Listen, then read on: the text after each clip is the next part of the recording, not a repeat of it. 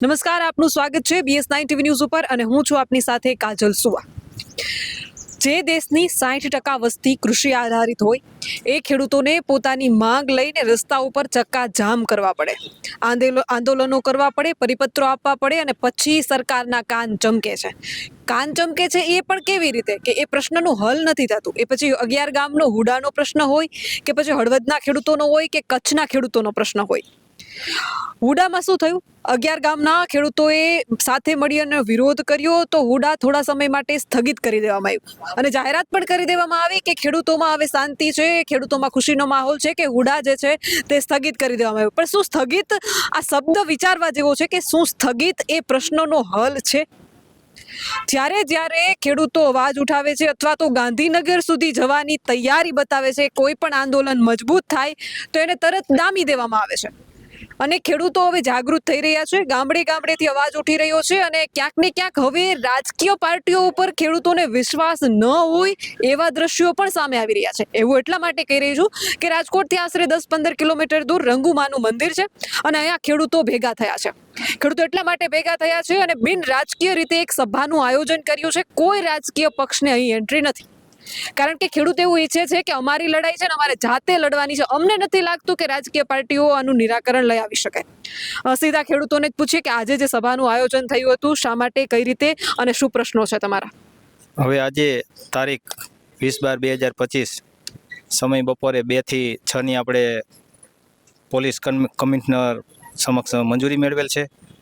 Rajkot Bhavnagar highway રંગુન માતાજીનું મંદિર હોય ત્યાં અમે ખેડૂત કાર્યકરો અહીંયા પધાર્યા હોય। અમારું અહીંયા મિટિંગ કરવાનું એક ચિંતન શિબિર ખેડૂતની યોજેલ હોય। એમાં અમારો એક માંગણી છે સરકાર સમક્ષ કે અમારો માલ અમારો ભાવ। હું બેન વાત કરું આપણા માધ્યમથી કે ખરેખર જે 10 વર્ષ પહેલાં જે ભાવ મળતા અમને એ ભાવ અત્યારે અમને નથી મળતા અને જે ટેકાના ભાવ આપે છે એ એક હું તો એમ કહું છું કે ભ્રષ્ટાચાર કરવાની એક યોજના છે। ખેડૂતોને એમાં કોઈ ફાયદો નથી। ખેડૂતોને મોંઘવારીના લેવલમાં તો 1 ખાંડી મગફળી 1 તોલું સોનું એ પ્રમાણે તો જાજા ભાવ થાય। 1 ખાંડી મગફળી 1 તોલું સોનું એ પ્રમાણે 7 ખાંડી મગફળી, 7 ખાંડી એટલે 140 મણ સામે 1 તોલું સોનું આવે તો ખેડૂતો કેવી રીતે આ મોંઘવારીમાં ટકી શકે? એથી વિશેષ 10 વર્ષ પહેલાં હું વાત કરું કે મગફળીના 1250 મળતા, કપાસના 1500 મળતા, ઘઉંના 550 મળતા, એવી રીતે ટોટલી ખેત ઉત્પાદન જણસીના ભાવ અમને મળતા। તો એ ભાવમાં વધારો નથી થયો, એમણમ ભાવ છે, નીચા છે। તો હકીકતમાં જે હું વાત કરું કે ટ્રેક્ટરની અમે ખરીદી, મેં ખુદ 2011માં 3.5 લાખનું મેસી 41 હોર્સ પાવરનું ટ્રેક્ટર 3.5 લાખમાં ખરીદું, તેના અત્યારે 7.5-8 લાખ થયા। એ જ વર્ષે 2 વ્હીલ બાઇક હોન્ડા 45,000ની ખરીદી તો એના જ 90 થી 1 લાખ થયા। એ પ્રમાણે પેટ્રોલ ડીઝલ 60-65ની આસપાસ થયું, એના 100 થયા। એ પ્રમાણે ખેત ઉત્પાદન જણસી સિવાય ટોટલી જંતુનાશક દવા, ખાતર, મહેનત, મજૂરી તમામ ચીજ વસ્તુના ભાવ બમણાથી તમણા થયા છે। તો અમારી અહીંયા જે આ ચિંતન મિટિંગ હતી એમાં અમે એક લેખિત રજૂઆત પણ અમે સરકારને કરવાના છીએ કે આ મોંઘવારીના લેવલમાં ભાવ તો જાજા થાય પણ જે આ 1 દશકામાં જે ડબલ ભાવ થયા છે એ પ્રમાણે મગફળીના 2500, કપાસના 3000, ઘઉંના 1100, એવી રીતે ટોટલી ખેત ઉત્પાદન જણસીના ભાવ જે અત્યારે છે એના ડબલ થાય તો અમારે સરકારનું કાંઈ પણ જોતું નથી। મફત સહાયો જે આપે છે 2000 PM સહાય યોજના, એ યોજના અમને ભિખારી અને બરબાદ કરવાની એક યોજના છે, અમને ખબર છે। પણ ખેડૂતોની એકતા નથી એટલે સરકાર કાંઈ પણ માંથી જાહેરાત કરે કે સરકાર આ માટે કાંઈ આયોજન કરે છે એટલે ખેડૂતો ફોર્મ ભરવા તૈયાર થઈ જાય છે। આપણા માધ્યમથી હું ગુજરાતભરના ખેડૂતોને કહું છું કે ભાઈ ભાવ મેળવવા માટે રસ્તો કાઢો। આ બટકું સહાય અને આ ટેકાના ભાવની યોજનાથી આપણે 2 પાંદડે થવાના નથી। એટલે ખરેખર મોંઘવારીના લેવલમાં જે ભાવ આપણે મેળવવા માટે જે મિટિંગ છે તો અહીંથી અમે આહવાન કર્યું છે કે એક ખેડૂત 500 ખેડૂતને જાગૃત કરે। સૌ પોતાના સગા સંબંધીને હું મારી વાત કરું કે હમણાં ટૂંક સમયમાં જ મારી ઘરે પ્રસંગ છે તો અમે 800 થી 1000 મહેમાનોને આમંત્રિત કરવાના છીએ। તો હું પ્રસંગમાં પણ અહીંયા વાત કરીશ, મારી ઘરે પ્રસંગ હશે અહીંયા પણ હું ચર્ચા કરીશ કે આપણે બધાએ હવે આ મોંઘવારીના લેવલમાં ભાવ મેળવવા માટે ધ્યાન દોરવાનું છે। કારણ કે મારા ટોટલી સગા સંબંધી ખેતી આધારિત છે, 18 વરણ ખેતી આધારિત છે અને જો હવે ખેડૂતો ભાવ મેળવવા ધ્યાન નહીં દોરે તો ઘરે કોઈ ભાવ દેવા આવવાનું નથી. માગ્યા વગર આપણા માં પણ પીરસતા નથી. તો સરકારને અમને વિનંતી, બે હાથ જોડીને વિનંતી કરીએ છીએ કે ભાઈ અમને આ બટકું સહાયો અને આ 2000 PM સહાયથી અમે બે પાંદડે થવાના નથી. અમને મોંઘવારીના લેવલમાં ભાવ અપાવો. અને આપણા માધ્યમથી અમને ગુજરાતભરના ખેડૂતોને અમે વિનંતી કરીએ છીએ, નમ્ર અરજ કરીએ છીએ કે હવે આ રાજકીય પક્ષો છોડો. કારણ કે આપણે દેશ આઝાદ થયા પછી કોઈને કોઈ પક્ષ પાછળ આપણે દોડીને આપણી ખેતી ખોટનો ધંધો બનાવી દીધો છે. તમે શરૂઆતમાં વાત કરી અને બિન રાજકીય આંદોલન, બિન રાજકીય સભા હા. ખેડૂતોની તમે જે યોજી છે, તો શું કોઈ રાજકીય પાર્ટી ઉપર ભરોસો નથી? ના, અમને નથી. કારણ કે બેન, અમે ભાજપ ઊભી કરવાના ગુજરાતના ખેડૂતો, સત્તામાં બેસાડવાવાળા ભાજપ સરકારને ગુજરાતના ખેડૂતો. વિપક્ષ મજબૂત હોય છે, દેશની જનતાના દરેક પ્રશ્નોને ઉઠાવી શકવા માટે વિપક્ષ મજબૂત હોય છે, તો શું તમને વિપક્ષ ઉપર એ ભરોસો નથી? ના બેન, ખરીદાય બેન 2017માં શું વિપક્ષ ખરીદાઈ જાય છે. અમે જે ચૂંટીને અહીં મોકલેલા છે ને, મારી જ સાંભળમાં બધા જ વેચાઈ જ ગયેલા છે. અત્યારે બધા વેચાઈ જ જાય છે. કોંગ્રેસમાંથી વેચાય, કેની માથે અમારે ભરોસો કરવો? બેન વાત કરો. અમે જિલ્લા પંચાયતમાં અહીંથી પ્રમુખ બન્યા હતા, પણ પ્રમુખ પણ વેચાઈ ગયા.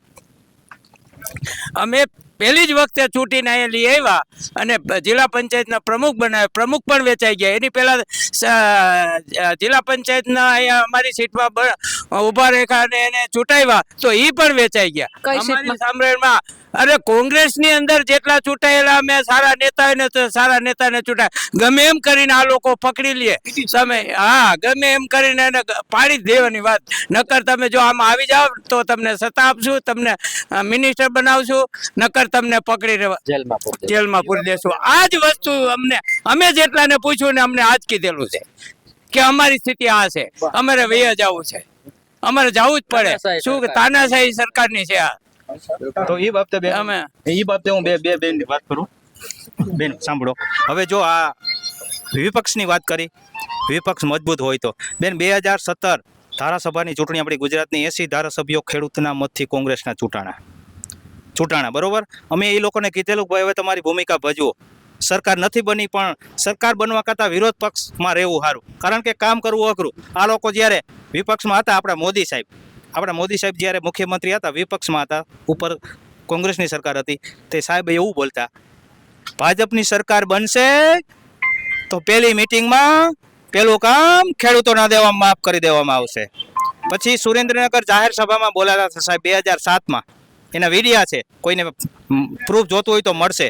ત્યારે સાહેબ એવું બોલેલા છે કે ભાજપની સરકાર બનશે તો ખેતીમાં બિયારણ, રાસાયણિક ખાતર, મહેનત, મજૂરી, પાણી, વીજળી, ટોટલી ખર્ચનો હિસાબ ગણી ઉપર 50% નફો મળે તેવા ભાવ અપાવશું. ત્યાર પછી સાહેબ વડાપ્રધાન બન્યા, પાક વીમા ફસલ યોજના યોજી, અમને કાંઈ મળ્યું નથી. કારણ કે અમારી ઉપર એને દગો કર્યો છે. ભાજપ ઊભી કરવાવાળા ગુજરાતના ખેડૂતો, કોંગ્રેસને જીવતી રાખવાવાળા ગુજરાતના ખેડૂતો, નકર સાફ જ હતું. પણ તોય એને ટેકાના ભાવે ટેકાના ભાવે ખરીદ કેન્દ્ર ખોલ્યું, પણ એને ટેકાના ભાવે 100% ખરીદી કરી વિપક્ષની. 80 ધારાસભ્યો ગુજરાતના ખેડૂતોએ 2017 ધારાસભામાં ચૂંટ્યા, તો એને દર ચૂંટણી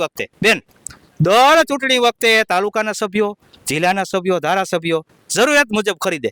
મારા કાલાવડ તાલુકામાં એક મારા મિત્ર કોંગ્રેસના કાર્યકર મને કે પ્રવીણભાઈ, આવતી ચૂંટણી વખતે અમે તમને ગાડી આપશું. મેં તમારી ગાડી લઈને અમે ક્યાં જાવું? એટલે મેં એ કાંઈ નથી કરવું. કોંગ્રેસ આપણે એક આયરે આખી વેચી નાખી તો કે કેમ? પૈસા કઈ કામ આવે? આ એક અમારી વેદના છે. આને ખરીદ કેન્દ્ર ખોલ્યું છે, આને વિપક્ષની જરાય બીક જ નથી. ત્યાર પછી આમ આદમી પાર્ટી આવી, એમાંય ખરીદી ચાલુ છે. એટલે ગુજરાતભરના ખેડૂતોને કહું છું કે એક વખત આપણે ચા બગડી જાય, વારંવાર ચા બગડી જાય એટલે આપણે ટોપિયું વિછરવું પડે, તપેલી વિછરા વગર મૂકો એટલે પાછી બગડી જાય. તો હવે ગુજરાતના ખેડૂતોએ મગજમાંથી આ રાજકારણ કાઢવું જોશે, 18 વર્ણમણી એકતા કરવી જોશે અને ભાવ માટે મહિલાઓએ આગળ આવવું જોઈએ. અમે કાલાવડ તાલુકામાં 2016માં 150-200 મહિલાઓ સ્વેચ્છાએ 11 વાગે મામલતદારે આવી જાય, 1 કલાક કીર્તન ગાય અને અમારા 4 થી 5 પ્રશ્નો. એમાં મેઇન પ્રશ્ન અમારા કાલાવડ તાલુકામાં લેબ બનાવી હતી, લેબોરેટરી, વારસાઈ સ્ટેમ્પ ડ્યુટી, કે મારા પપ્પાના ખાતેથી મારે ખાતે જમીન લેવી હોય તો અમારા કાલાવડમાં 2 વર્ષ એને એમ કહો ને કે દસ્તાવેજ કરાવ્યા. નકર ક્યાંય હિન્દુસ્તાનમાં ક્યાંય નથી, ગુજરાતમાં ક્યાંય નથી આવો કાયદો. પણ અમે વિરોધ કરી, મહિલાઓને બોલાવી અને એ કામ ઉકેલ્યું. ત્યાર પછી 1 સર્વે નંબરમાં 1 કનેક્શન, એક કનેક્શનમાં એક જ મોટર રાખવી, એવું આ ભાજપ સરકારે સત્તામાં બેસી અને કાયદો ઘુસાડ્યો હતો. એ અમે કાલાવડની મહિલાઓ નારી શક્તિથી અવાજ ઉઠાવીને કાઢ્યો. ત્યાર પછી અમારે એક વાણિયા વાગડિયા ડેમ બેન 20 વર્ષથી અધૂરું રાખી દીધું હતું. એ ડેમ ભરાણું એટલે 25 ગામને ફાયદો થયો. ત્યાં પણ અમે મોટી સંખ્યામાં ખેડૂતો ભેગા થઈ અને એનો અવાજ ઉઠાવ્યો. અહીંયા આખો દિવસ રામધૂન બોલ્યા, એ કામ થઈ ગયું. એટલે હું મારા મંતવ્ય મુજબ એમ કહું છું કે કોઈને એમ હોય કે આ સરકારને આપણે ઉથલાવી નાખીને ઓને કરશું, બધા એક જ ઘરના ને એક જ દાળના પંખીડા છે. માં ગાંધીનગરમાં એક થાળીમાં જમે છે, એક પથારીમાં સૂવે છે, વેવાઈ વેલા છે, ભેગા ધંધા હાલે છે, બે હાટુભાઈ હોય એવું એનું કામ છે. એટલે ગુજરાતના ખેડૂતોને હું એમ કહું છું કે આનો ભરોસો હવે મૂકો. જો આનો ભરોસો હજી રહેવું તો 100 વર્ષ હજારો વર્ષ ગુજરાતના ખેડૂતોને ન્યાય નથી મળવાનો. અને ખેડૂતો આ બે જ છે. અમે એને એમ જ કહી છે કે અમારી માંગણી પૂરી કરો એટલે તરત જ કામ થવા માંડે છે. પણ આ ભાવનો પ્રશ્ન છે ભાઈ, એક તાલુકાથી એક વ્યક્તિ ન ઉકલે. ગુજરાતભરના ખેડૂતો ધ્યાન દોરે એટલે આ નરેન્દ્ર મોદી ભાઈજી બોલ્યા છે ને કે ભાજપની સરકાર બને તો ખેડૂતોના દેવા માફ કરી દેવામાં આવશે, કે 50% નફો મળે એવો ભાવ આપો, એ નહીં કરવા માંડવાના. બાકી સરકારે ઉથલ છે, કારણ કે ખેતી વગરની જે સમાજ છે, જ્ઞાતિ છે, એને આવરી લીધી છે. એને ચૂંટણી ટાણે રૂપિયા, દારૂ, મટન, રેલમ છેલ. ખેડૂતોમાં અત્યારે 5 ભાગલા બેન, ખેડૂતોમાં અત્યારે 5 ભાગલા છે. ભાજપ, કોંગ્રેસ, આમ આદમી પાર્ટી, અપક્ષ અને 5-10% મતદાન નથી થતું. ગુજરાતની 6 કરોડ કે 6.5 કરોડ વસ્તી ગણો, એમાં 65% ખેડૂતો છે, એમાં 5 ભાગ છે. અને ગુજરાતના ખેડૂતોના મતની જરૂર નથી, ગુજરાતના ખેડૂતોની જરૂર નથી. એના ભાગલા પડેલા રહેવા જેવું એવું એને આયોજન કર્યું છે. એટલે આ વાત મતની વાત કરી છે, રાહુલ ગાંધીએ મુદ્દો ઉઠાવ્યો ઈવીએમ ને લઈને, એને લઈને શું કહેશું? હવે રાહુલ ગાંધીની વાત કરીને બેન તો 235 સાંસદો ચૂંટાણા છે. એને વિરોધ પક્ષની ભૂમિકા ભજવાય. આ ન ચાલે, આવા ન ચાલે. હું એને કાંઈ બીજું નથી કહેતો. વિરોધ પક્ષની ભૂમિકા ભજવે ને એટલે બધ, પણ એને તો વાંચી બધાનું સેટિંગ છે કે ભાગલા પાડો ને રાજ કરો. સમજી કે રાહુલ ગાંધી વિરુદ્ધ અમે ન બોલે કે જનતા જે આક્ષેપ કરે છે કે કોંગ્રેસ ભાજપની બી ટીમ છે, આ પેલી બી ટીમ છે, તો બી ગણો, સી ગણો, એ ગણો, એ બધા એક જ વાડાના છે. સમજો આખો વાડો એટલે સમજી કે બેન, વાડો એટલે આપણે જેમ ગાયું છે ને, એ એક ગાયું ના એક ઓલો ધણખોટ હોય, બધા એ મહિલા છે. એટલે આ બાબતે ખરેખર હવે ગુજરાતના ખેડૂતોને હું 2 હાથ જોડીને વિનંતી કરું છું કે અમે 10-12 વર્ષથી આ લડતા હોય અને બિન રાજકીય લડતા હોય અને કહેતા હોય કે ભાઈ રાજકીય પક્ષો કાંઈ કરી દેવાના નથી, તો હવે ગુજરાતના ખેડૂતોએ ખેડૂતના દીકરાની વાતમાં વિશ્વાસ લેવાય. આપણે કોઈની જરૂર નથી, આપણે ભાવ આપણે મેળવવા જોશે.